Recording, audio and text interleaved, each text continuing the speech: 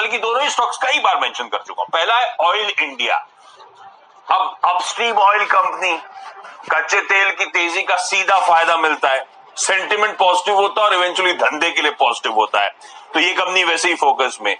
पर इसको अलग से इसलिए मेंशन कर रहा हूं हमेशा क्योंकि इसकी इन स्टॉक्स की बगैर बुक वैल्यू देखने का ही नहीं, इसके तो 250 रुपए से ज्यादा की बुक वैल्यू है। ये स्टॉक आज भी 140 130 के जोन्स पे आपको कामकाज करता हुआ नजर आएगा, तो वो वैल्यूएशंस का कंफर्ट है।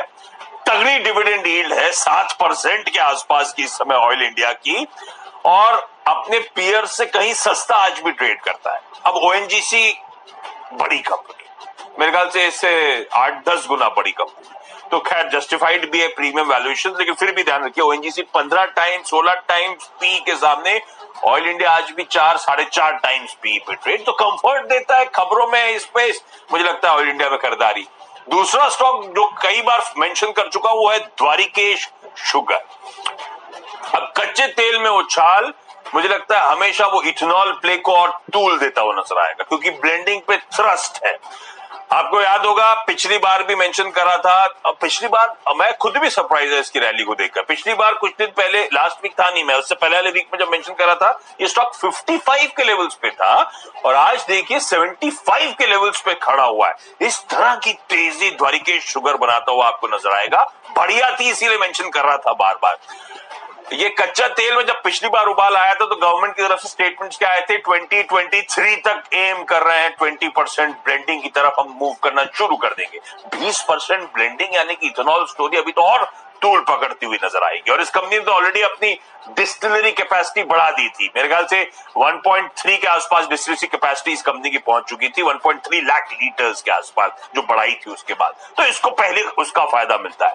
दूसरा शुगर कंपनी, कल भी आपने जब स्क्रीन पे चारों तरफ पिटाई हो रही थी शुगर कंपनी का आउट परफॉर्मेंस देखा था। ना सिर्फ इथेनॉल का प्ले, चीनी वो ब्राजील के वो ड्रॉट जो आया 91 ईयर्स में पहली बार 91 ईयर्स में सबसे वर्स्ट ड्रॉट, सूखा जो पड़ा है, उसका इंपैक्ट इंटरनेशनल चीनी कीमतों में लगातार आप देख रहे हैं पड़ता हुआ नजर आ रहा है।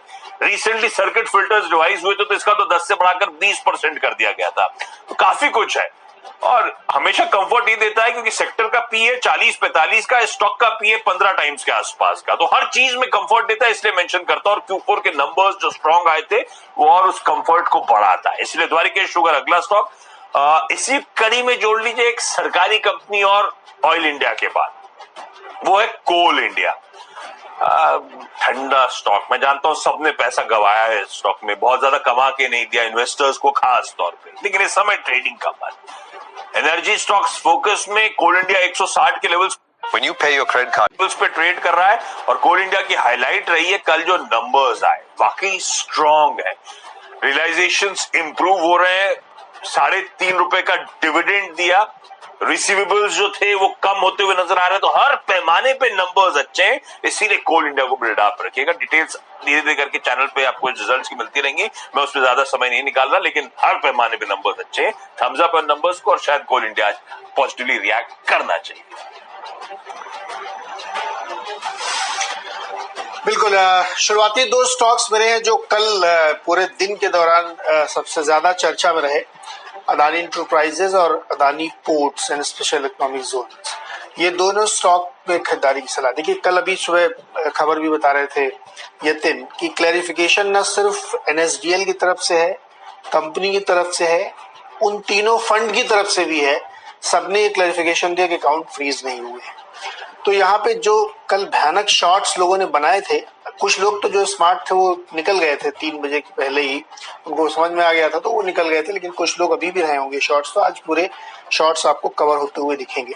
लेकिन एक राइडर है, क्योंकि स्टॉक काफी तेजी से गिरे थे, वोलेटाइल हो गए, आगे क्या खबर डेवलप होगी मुझे नहीं पता, इसलिए इसमें जो बहुत ही स्क्रीन स्मार्ट ट्रेडर हैं उनके लिए बहुत अच्छी अपॉर्चुनिटी है, क्योंकि आज आपको अच्छा बाउंस इसमें आता हुआ दिखेगा। सिटी की रिपोर्ट में पढ़ रहा था अभी जो थोड़ी देर पहले आई है कि जो भी ये खबर है इससे बिजनेस प्रोस्पेक्ट्स पे कोई फर्क नहीं पड़ता है। अदानी पोर्ट में उनका टारगेट 1000 रुपए का है, तो मुझे लगता है कि इन दोनों स्टॉक्स को रडार पे रखना चाहिए। खरीदारी कर सकते हैं लेकिन स्मार्ट ट्रेडर ही करें, जो लोग थोड़ा सा कम स्क्रीन मैनेज करना आता है वो इससे दूर है, लेकिन अदानी पोर्ट और अदानी एंटरप्राइजेस दोनों में ही खरीदारी की राय होगी।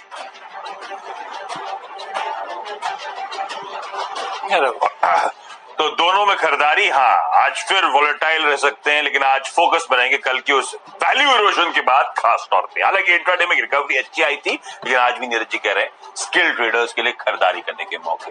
3 बार बता चुका हूं मैं, ऑयल इंडिया, द्वारिकेश शुगर कच्चे तेल के प्लेस थे मेरे, कोल इंडिया अच्छे नंबर्स पे था, और कल एक और स्टॉक रडार पे था, वो था जेंसार टेक्नोलॉजीज। एक और आवाज की एक्सक्लूसिव खबर जो कंफर्म आपको स्क्रीन पे होती हुई नजर आई जब वो लार्ज ट्रेड्स हुए। मरीना होल्ड को जो है उसने कल 2.5 करोड़ शेयर्स बेचे थे, 295 पे वो सेल किया गया था, स्टॉक दबाव में आया था, 6-7% की कमजोरी के साथ इवेंचुअली क्लोज हुआ क्योंकि इस तरह का लार्ज ट्रेड हो रहा था। लेकिन जो रिपोर्टेड चंक्स बाय करे गए, मार्की इन्वेस्टर्स चेक इन हो रहे हैं। गोल्डमैन सैक्स ने तगड़ी खरीदारी करी, DSP mutual fund, Nippon India mutual fund, इन सब की बाइंग होती हुई नजर आई। तो वो प्लेयर एग्जिट हो रहा था, तो मार्केट इन्वेस्टर्स चेक इन हो रहे थे कल के दबाव के बाद। और आईटी का परफॉर्मेंस के देखते हुए मुझे लगता है जेंसार में थोड़ा सा इनिशियल ट्रेड पर रुकिएगा, उसके बाद जेंसार में अगर स्ट्रेंथ नजर आती है तो मुझे लगता है मैडम 2 बजे तक पैसे हमारे अकाउंट एंट्री पाने के मौके होंगे। स्टॉक शायद कल के प्रेशर, कल के पेन के बाद बाउंस बैक करता हुआ आपको नजर आएगा।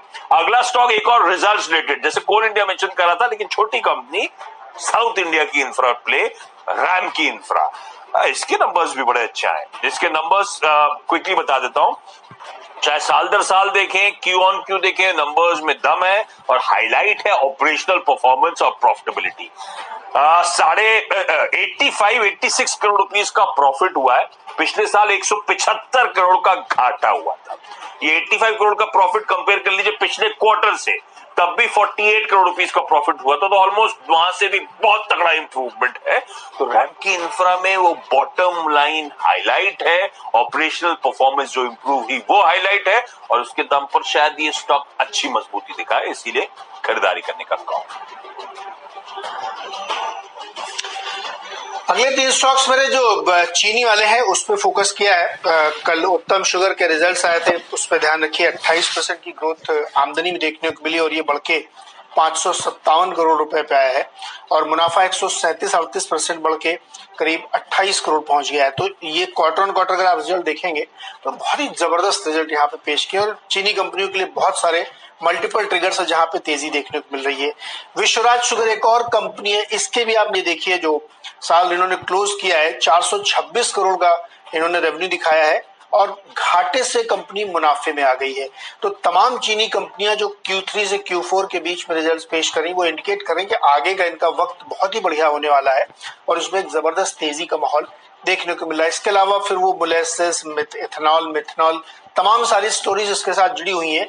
लेकिन कोर बिजनेस वगैरह आप देखें कि शुगर के प्राइसेस ऊपर है, और दुनिया भर में जो प्राइसेस लंदन से जहां से डिक्टेट होते हैं, वो प्राइसेस लगातार दिन, हफ्ते, महीने, 3 महीने, 6 महीने, चाहे जिस पैरामीटर पे आप देखें, प्राइसेस लगातार बढ़ते हुए दिख रहे हैं। तो यहाँ पे खरीदारी सलाह होगी 170 के टारगेट। और पुन्नी शुगर इरोड एक और कंपनी है चीनी की, इसमें भी खरीदारी की सलाह होगी, और इसमें टारगेट जो है यहाँ पे रख के चलना चाहिए, क्योंकि मुझे लगता है कि आज चीनी शेयर फिर से एक बार सेक्टर ऑफ द डे बन सकता है। ओके, डिपेंडेबल की बारी नीरज जी मेरे, और डिपेंडेबल के तौर पे रियल एस्टेट प्ले है शोभा लिमिटेड। 550 के हाईज थे, अब 500 ऑड लेवल्स पर कामकाज करता हुआ, खबरों का टेलविंड भी है स्टॉक के साथ। शोभा ने एक और साउथ मुंबई में बड़ी टाउन पार्क का प्रोजेक्ट लॉन्च करा है, जो ये कहते हैं न्यूयॉर्क की स्काईलाइन से इंस्पायर्ड है। खैर वो अपनी जगह बढ़िया लॉन्चेस हो रहे हैं, कंपनी अच्छी है, ऑफ हाई ट्रेड कर रही है, इसीलिए मेंशन कर रहा हूं। मुझे लगता है हाई बीटास थोड़ा सा दिन के दौरान हो सकता है, सेंटिमेंट कुछ इंप्रूव हो रहा है कल के बजाय आज के दिन, तो हाई बीटास में आउट परफॉर्मेंस होगा। शोभा लिमिटेड को रडार रखिएगा। जेबी केमिकल हमारा डिपेंडेबल स्टॉक होगा, और इसके जो नतीजे हैं Q4 के, इंटरनेशनल मार्केट में बहुत बढ़िया बिजनेस किया, और एक टर्म याद रखिएगा, ऑपरेटिंग लेवरेज जबरदस्त इन्होंने किया था। मतलब ये होता है कि जो बहुत सारी इनकी अनयूज्ड फैसिलिटीज थी या अंडर यूटिलाइज थी, उसका यूटिलाइजेशन बढ़ता हुआ यहाँ पे दिखा। इसका फायदा इनको मिला, रेवेन्यूज में करीब 20% की ग्रोथ है।